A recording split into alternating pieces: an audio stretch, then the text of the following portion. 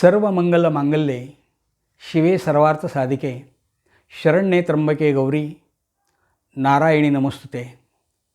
मी किसन महाराज चौधरी पसायदान YouTube चॅनलच्या माध्यमातून ज्ञानेश्वरीतील योगचिंतन सांख्ययोग या संदर्भातलं चिंतन आपण ऐकत आहोत। मागच्या काही भागामध्ये भगवंतांनी अर्जुनाला ज्ञानयोग समजावून सांगितला आणि स्थितप्रज्ञाची लक्षणं सांगितली। पण तत्पूर्वी ज्ञानेश्वरीच्या 4थ्या अध्यायामध्ये किंवा भगवद्गीतेच्या 4थ्या अध्यायामध्ये आपल्या अवताराचं कार्य सांगत असताना यदा यदा हि धर्मस्य ग्लानिर्भवते भारत अभ्युत्थानम धर्मस्य तदात्मानं सृजाम्यहं परित्राणाय साधूनां विनाशाय च दुष्कृतां धर्मसंस्थापनार्थाय संभवामी युगे युगे। माऊलींनी सुंदर भाषांतर केलं आहे। मी अविवेकाची काजळी फेडोनी विवेक दीप उजळी ती योगिया पाहे दिवाळी निरंतर। म्हणजे सर्वसामान्य माणसांची दिवाळी ही 5 दिवसाची असते। एकादशीला दिवाळीला सुरुवात होते आणि भाऊबीजेला संपते। आज धनत्रयोदशी। दिवाळीच्या निमित्तानं मी आपल्या सर्व अमृतपुत्रांना लाख लाख अशा प्रकारच्या शुभेच्छा देतो। आपली दिवाळी सुखाची, समृद्धीची, आनंदाची आणि भरभराटीची जावो अशा प्रकारची शुभकामना व्यक्त करतो आणि आपल्या मूळ विषयाकडे जातो। भगवंतांनी कामना सोडायला सांगितल्या। अर्जुनाने प्रश्न विचारला असेल की कामना दिल्यातच का? जर कामना नसतील तर माणसाला जीवन जगता येईल का? आणि म्हणून कामना सोडायच्या म्हणजे नेमकं काय करायचं? तर तत्त्वज्ञानी माणसं 4 मार्ग सांगतात। पहिला मार्ग असा आहे की कामना व्यापक करा। लगेच आपल्या मनामध्ये प्रश्न निर्माण होईल, कामना व्यापक केल्या म्हणजे कामना सुटतील कशा? एक व्यवहारातलं उदाहरण मी आपल्याला सांगतो की आम्हाला बासुंदी खाण्याची इच्छा झाली आणि घरात आम्ही सांगितलं की आज बासुंदी खायची आहे। मी हॉटेलमध्ये जाईल, एखादी डिश मागवेल, त्यात बासुंदी मागवेल आणि माझी कामना मी पूर्ण करेल। पण तेच घरामध्ये मात्र हा विचार सांगितला तर घरात पत्नी सांगेल आज 2 लिटर दूध जास्त घ्या। ती दूध आटवेल, त्याची बासुंदी तयार करेल। मुलं जेवायला बसतील, पती जेवायला बसेल, सर्वांना भरपूर अशा प्रकारचं जेवण दिलं जाईल। एखादा पाहुणा येतो। आपल्याकडे प्रथा आहे अतिथी देवो भव। पाहुणा म्हणजे भगवंत, त्यालाही आपण जेवायला या म्हणतो। पण अलीकडे तेही बदललं आहे बरं का। कारण पाहुणा म्हणजे भगवंत हे पूर्वी चालत असे। अलीकडे कुठे एवढा वेळ आहे आमच्या शहरातल्या गृहिणींना? पाहुणा आला म्हणजे लवकर उठा, पाणी तापवा, चहा करा, वेगळं जेवण करा, रात्रीच्या वेळेला आणखीन वेगळं जेवण करा। एवढा वेळ कुठे आज आमच्या गृहिणींना? आमच्याकडे सगळी यांत्रिक उपकरणं असतात। सकाळी उठल्यावर पाणी तापवायला गिझर असतो, वाटण वाटायला मिक्सर असतं, कपडे धुण्यासाठी वॉशिंग मशीन असतं। मला वाटतं असं एखादं मशीन निघावं, पाहुणा आला रे आला, मशीनमध्ये टाकला, बटन दाबलं की पान खाऊनच बाहेर पडला पाहिजे। पाहुणा म्हणजे भगवंत ह्या पूर्वीच्या कल्पना झाल्या। पण तरीसुद्धा अलीकडे पाहुण्याला आपण भगवंत समजतो। त्यालाही जेवायला वाढलं जातं। सर्वजण भरपूर जेवतात। पती म्हणतात, अगं सगळंच आम्हाला देतेस, तुला काही ठेवतेस की नाही? तेव्हा बायको म्हणते, अहो तुम्ही खाल्लंत ना, त्यात माझं पोट भरलं। कामना व्यापक करा। कामना व्यापक केल्या की ते आपोआपच कमी होतात। कामना सोडण्याचा दुसरा मार्ग सांगितला, कामना सूक्ष्म करा। एखादी कामना जेव्हा आम्ही सूक्ष्म करतो तेव्हा बाकीच्या कामना ह्या आपोआप कमी कमी होत जातात। व्यवहारातलंच एक उदाहरण सांगतो। हळदी कुंकवाचं निमंत्रण आलं आणि 4 वाजता एखाद्या बाईंना हळदी कुंकवासाठी जायचं आहे। 2 वाजल्यापासून तयारी चालू असते। कोणती साडी नेसायची इथपासून तयारी चालू असते। कसे तरी 4 वाजता सगळी तयारी पूर्ण होते आणि बाईसाहेब हळदी कुंकवाच्या निमित्ताने बाहेर पडतात. तेवढ्याच शेजारची बाई येते आणि ती म्हणते, अगं ती मोतिया रंगाची साडी आहे ना, ती तुला फार छान दिसते. बाई लगेच आतमध्ये जाते आणि ती साडी घालते. म्हणजे सुरुवातीला माझं शरीर चांगलं दिसलं पाहिजे, मग त्यासाठी गंध, पावडर, लिपस्टिक वगैरे सगळं काही लावतो. अगोदर शरीर चांगलं दिसलं पाहिजे. शरीराकडून मनाकडे या, मनाकडून बुद्धीकडे या. म्हणजे शरीर, मन, बुद्धी, सूक्ष्म सूक्ष्म सूक्ष्म इतर कामना आपोआपच कमी होतात. ऋषीमुनींच्या जवळ किंवा साधू संतांच्या जवळ कुठं आहे अशा प्रकारचं प्रदर्शन? त्यांनी सर्व कामना ह्या दूर केलेल्या असतात. कामना सूक्ष्म करा. तिसरा प्रकार सांगितला, कामना एकाग्र करा. एखादी कामना आम्हाला पाहिजे असेल, ते साध्य आम्हाला करायचं असेल, तर आम्हाला बाकीच्या कामनांचा आपोआपच त्याग करावा लागतो. म्हणजे त्या कामना आपोआप सुटतात. 10वीच्या किंवा 12वीच्या विद्यार्थ्यांना गुणवत्ता यादीमध्ये यायचं आहे, हा विचार एकदा मनामध्ये आला की तो काय करतो की क्रिकेट खेळणं बंद, मालिका पाहणे बंद, गावाला जाणे बंद, सगळ्याच कामना तो कमी कमी करून टाकतो आणि एकाच कामनेशी तो एकाग्र होतो. कामना एकाग्र केल्या की बाकीच्या कामना आपोआप सुटतात. 3 मार्ग मी आपल्याला सांगितले. कामना व्यापक करा, कामना सूक्ष्म करा आणि कामना एकाग्र करा. पण कधीकधी याचा उलटाही परिणाम होतो बरं का. कामना व्यापक करा म्हणजे बाकीच्या कामना सुटतात, कमी होतात. एखाद्याला सिगारेट ओढण्याची इच्छा असेल आणि तो चौकामध्ये गेला आणि त्याला 4 मित्र भेटले आणि त्याने आपली सिगारेट काढली आणि ओढायला सुरुवात केली. दुसऱ्या मित्राला म्हणतो, तू एक सिगारेट घे, तू एक घे, तू एक घे, तू एक घे. कामना व्यापक केल्या म्हणजे ते काही कमी होणार आहेत का? म्हणून चौथा जो मार्ग सांगितला तो म्हणजे कामनांचं उदात्तीकरण करा, कामनांचं उन्नयन करा. आपल्या मनामध्ये ज्या इच्छा झालेल्या आहेत, मनामध्ये ज्या कामना आहेत, त्या कामना एका विशिष्ट मार्गाने जर आपण पाठवल्या तर कामनांचं उदात्तीकरण होऊ शकतं. मी नेहमी एक स्वामीजींच्या जीवनातलं उदाहरण सांगत असतो. स्वामीजींची अनेक ठिकाणी प्रवचनं व्हायची, पण बाल्यावस्थेमध्ये किंवा लहान असताना स्वामीजींची परिस्थिती खूप चांगली होती. नरेंद्र असं त्यांचं नाव होतं. वडिलांचा वकिलीचा व्यवसाय होता. जेव्हा वडील कोर्टामध्ये जात तेव्हा बग्गीतून जात असत. एकदा नरेंद्रांना घेऊन ते आपल्याबरोबर चाललेले आहेत. बाप लेकांच्या गप्पा सुरू झाल्या आणि वडिलांनी विचारलं, नरेंद्रा, मोठा झाल्यानंतर तू कोण होणार? नरेंद्र पटकन म्हणाला, मी अशा प्रकारचा घोडागाडी हाकणारा होणार. कारण तो घोडागाडी हाकणारा पांढरी पॅन्ट, पांढरं शर्ट, पांढरा फेटा, पिळदार मिशा, टपोरा चष्मा, हातामध्ये चाबूक, टुकटुक टुकटुक रुबाबदार दिसायचा तो. लहान मुलांना जे जवळ असतं त्याच्याबद्दलच आकर्षण असतं. नरेंद्र पटकन म्हणाला, मी असा घोडागाडी हाकणारा होणार. परंतु वडिलांना मात्र भयंकर राग आला. त्यांनी एक जोरात फटका पण मारला. जेव्हा नरेंद्र रडवेला घरी आला तेव्हा आईने विचारलं, नरेंद्र काय झालं, रडतोस का?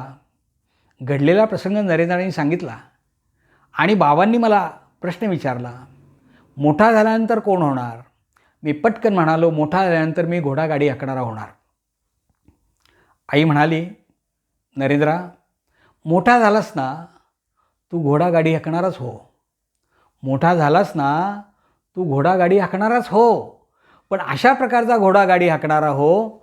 भिंतीवर एक चित्र होतं. भगवान श्रीकृष्ण अर्जुनाला भगवद्गीता सांगतायत आणि खाली श्लोक लिहिला होता, यदा यदा हि धर्मस्य ग्लानिर्भवति भारत अभ्युत्थानम धर्मस्य तदात्मानं सृजाम्यहम परित्राणाय साधूनां विनाशाय च दुष्कृतां धर्मसंस्थापनार्थाय सम्भवामि युगे युगे. अशा प्रकारचा घोडागाडी हाकणारा हो की ज्या भगवान श्रीकृष्णांनी संपूर्ण जगाला भगवद्गीता सांगितली. नरेंद्रांचे जेव्हा स्वामी विवेकानंद झाले तेव्हा त्यांनी जगाला भगवद्गीता सांगितली. स्वामींची प्रवचन अनेक ठिकाणी व्हायचे. एकदा त्यांचं प्रवचन अमेरिकेमध्ये असताना प्रवचन संपलेलं आहे. अनेक लोक भेटायला येतात. एक बाई त्यांना भेटायला आल्या. अत्यंत सुंदर होत्या. देखण्या होत्या, श्रीमंत होत्या, तरुण होत्या, अविवाहित होत्या. त्या स्वामीजींना म्हणतात, स्वामीजी आज आमच्या घरी याल? स्वामीजी हो म्हणाले. दिवसभर स्वामीजींची बाईंनी सेवा केली. संध्याकाळ झाली आणि ती स्वामीजींना म्हणते, स्वामीजी मी एवढी मोठी तुमची सेवा का करते, याचं कारण नाही तुमच्या लक्षात आलं का? स्वामीजी म्हणाले, बाई मला काही समजलं नाही. तेव्हा ती बाई म्हणते, स्वामीजी तुमची एवढी मोठी सेवा दिवसभर मी करते याचं एकच कारण की तुमच्यापासून तुमच्यासारखा मला मुलगा व्हावा म्हणून मी तुमची एवढी सेवा करते आहे. स्वामीजींच्या आता हे लक्षात आलं. स्वामीजी म्हणतात, बाई माझ्यापासून तुला जर मुलगा व्हायचा असेल ना तर तुला 8-9 महिने थांबलं पाहिजे. शिवाय होणारा मुलगा हा माझ्यासारखा होईलच असं सांगता येणार नाही. त्यापेक्षा मलाच तो मुलगा म्हण ना, मी तुला आई म्हणायला तयार आहे. संपूर्ण विचारच बदलले. विचारांचं उन्नयन करणं, कामनांचं उन्नयन करणं म्हणजे बाकीच्या कामना आपोआप सुटून जातात. तुकाराम महाराजांच्या जीवनामध्ये सुद्धा अशाच प्रकारचे प्रसंग आपण पाहतो. तुकाराम महाराजांना त्यांच्या मूळ विचारापासून बाजूला करण्यासाठी तत्कालीन काही मंडळींनी एका गणिकेला त्यांच्या घरात पाठवलेलं आहे. तुकाराम महाराजांची ब्रह्मांनी टाळी लागलेली होती. ती गणिका अत्यंत सुंदर होती. कदाचित चारित्र्यहनन करण्यासाठी पाठवलं असावं. पण जेव्हा ती तिथे गेली तेव्हा तुकाराम महाराजांनी तिच्याकडे पाहिलं. तुकाराम महाराज अभंग म्हणत होते. त्या बाई पण महाराजांच्यावर अभंग गाऊ लागल्या आणि महाराज तिला म्हणतात, खरोखर देवाने तुला इतकं सुंदर रूप दिलं आहे आणि त्याचबरोबर इतका सुंदर आवाजही दिला आहे आणि हा आवाज जर भगवंताच्या गायनामध्ये तू खर्च केलास तर किती आनंद होईल. ती बाई पूर्णपणे बदलून गेली आणि तुकाराम महाराजांच्या पायाजवळ ती नतमस्तक झाली. अनेक प्रकारची उदाहरणं आपण पाहतो. जेव्हा विचाराचं उन्नयन होतं त्यावेळेला कामना ह्या आपोआपच दूर होतात. शिवाजी महाराजांच्या बाबतीमध्ये एक ऐकीव कथा असेल किंवा दंतकथा असेल मला माहीत नाही, परंतु सांगितलं मात्र जातं. एका कवितेत ते मोठं सुंदर वर्णन केलं आहे. कल्याणवरनं जेव्हा सरदारांनी खजिना लुटून आणला तेव्हा लाल महालामध्ये संपूर्ण खजिना महाराजांच्या समोर ठेवला आणि त्याच वेळेला एकाने सांगितलं, महाराज याहीपेक्षा मौल्यवान खजिना आम्ही आपल्यासाठी आणलेला आहे. आणि महाराज म्हणतायत की या एवढ्या खजिन्यापेक्षा वेगळं आणखीन मौल्यवान काय असू शकतं. ताबडतोब कल्याणच्या सुभेदाराच्या सुनबाईला यांनी पळवून आणलेलं होतं.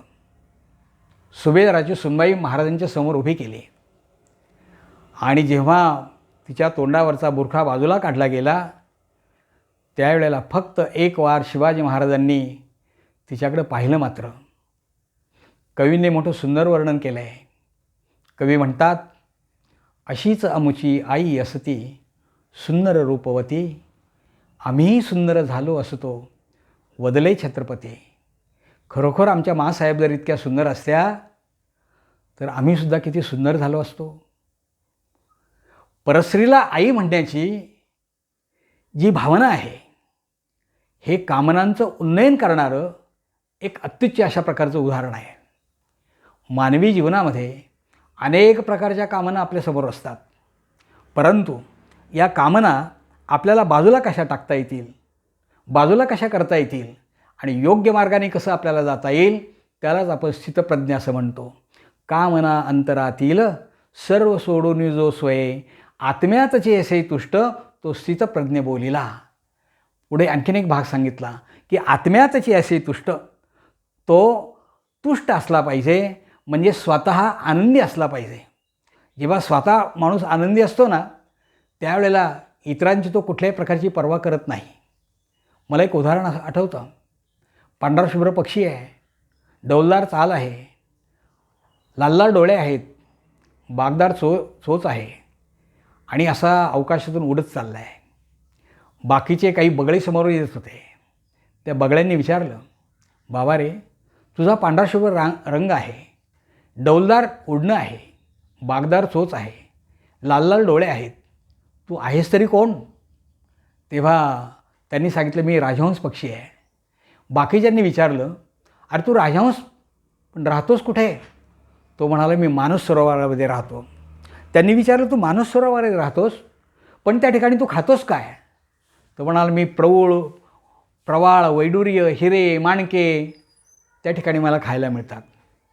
यांनी विचारलं त्या ठिकाणी तू पितोस काय? तो म्हणाला मी त्या ठिकाणी अमृताचं पान करतो. बाकीच्या सगळ्या बगड्यांनी विचारलं अरे तू मानस सरोवरामध्ये राहतोस, वैडूर्य हिरे माणके रत्न खातोस, परंतु तुला मासे खायला मिळतात का? आणि सगळे हसत हसत सगळे उडून गेले. जो राजहंस पक्षाचा आनंद आहे तो त्यालाच माहीत आहे, इतरांना सांगून काय उपयोग? आणि म्हणून लक्षण सांगताना ते म्हणतात की आत्म्यातचे असे तुष्ट तो स्थितप्रज्ञ बोलिला.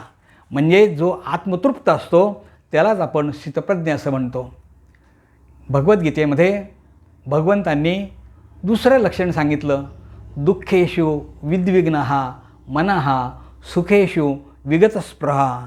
म्हणजे नसे दुःखात उद्वेग सुखाची लालसा नसे, नसे तृष्णा भय क्रोध तो स्थितप्रज्ञ संयमी. म्हणजे या ठिकाणी ते म्हणतात की नसे दुःखात उद्वेग. मानवी जीवन जगत असताना सुख आणि दुःख या दोन्ही गोष्टी बरोबरच येत असतात. पण जीवनाच्या वाटेवर चालत असताना पुढचा पाय पुढे पडत असतो, मागचा पाय मागे राहत असतो. पुढचा पुढे आहे म्हणून त्याला आनंद नाही आणि मागचा मागे आहे म्हणून त्याला दुःख नाही. कारण त्या दोघांनाही माहीत असतं ही परिस्थिती थोड्याच वेळात बदलणार आहे. पुढचं मागे आणि मागचं पुढे होणार आहे. आज दुःख आहे, उद्या सुख तिथं नक्कीच येणार आहे. आज सुख आहे, उद्या दुःख येणारच आहे. जिथे ऊन आहे तिथे काही काळाने सावली येणारच आहे.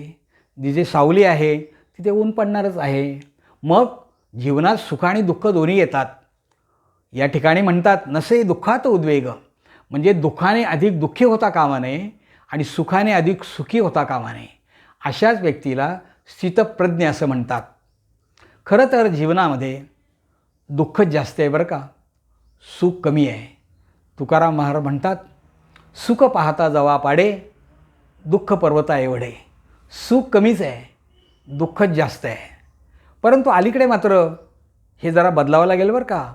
या भौतिक युगामध्ये कदाचित आपण असाही विचार आत्ता करू शकतो की दुःख पाहता जवा पाडे, सुख पर्वता एवढे. आता सगळीच कल्पना बदलत चालली आहे या भोगवादी जीवनामध्ये. कारण आत्ता जीवनामध्ये सुखच सुख आहे. लांब कशाला, 50-60 वर्षापूर्वीचा आपण जर विचार केला तर 50-60 वर्षापूर्वीचं आपलं जे जीवन आहे ना, या जीवनामध्ये कितीतरी प्रकारची दुःख होती, सुख फार कमीच होतं. महाराजांनी त्या अर्थानेच म्हटलेलं असावं. परंतु आता भौतिक सुखं आमच्याकडे एवढी आहेत की दुःख पाहता जावा पाडे, दुःख आमच्याकडे कमी आहे आणि सुखच खूप जास्त आहे. मोबाईलच्या माध्यमातून आमचं सगळं जग आमच्या हातामध्ये आलं आहे.